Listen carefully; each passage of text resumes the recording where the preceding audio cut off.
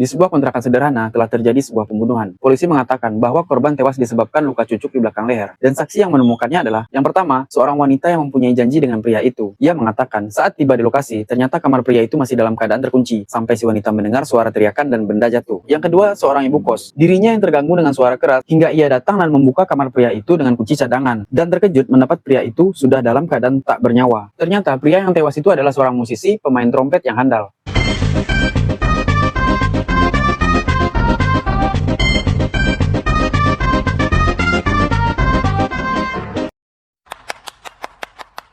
Dan saat terjadi pembunuhan, pintu dan jendela semua dalam keadaan terkunci, dan tidak ada tanda-tanda perkelahian, karena ruangan dan pakaian korban yang masih terlihat rapi.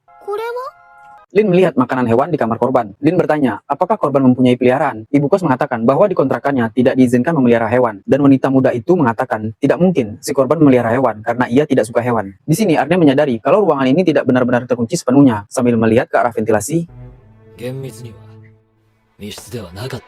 Karena ruangan yang sangat kecil, Nak pun dengan sukarela menawarkan dirinya.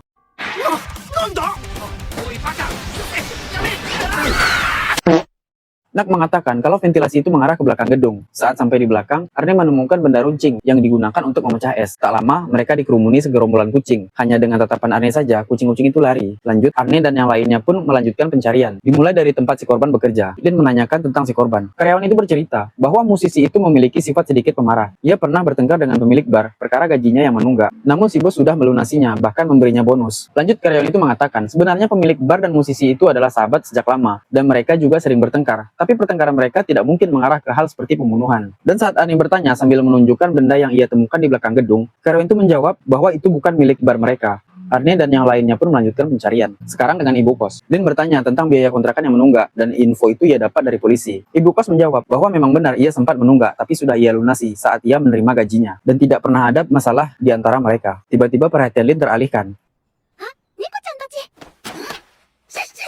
Seketika, Arne pun menyadari sesuatu dan kembali ke tempat terjadinya pembunuhan. Arne pun menyebarkan darah serbaguna dan ditemukan jejak kucing yang mengarah ke ventilasi itu. Arne pun menyuruh Lin untuk memeriksa makanan kucing itu. Dan benar saja, di situ ditemukan racun. Arne berasumsi kalau musisi itu mencoba membunuh sekawanan kucing, mengingat dirinya yang seorang musisi dan mudah marah, serta membenci hewan. Saat Arne menoleh, ternyata pelaku yang dicari oleh Arne adalah seekor kucing, lebih tepatnya kucing peri, bukan?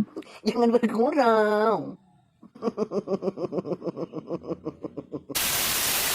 Saat malam, tampak Arne dan Lin sedang duduk di sebuah taman. Lin mengatakan, kenapa tidak kita tangkap kucing peri itu? Arne pun menjawab, 人間の視点から見れば、奴はただの殺人犯だ。だが、猫の視点から見れば、奴は大量虐殺から仲間を救った英雄だ。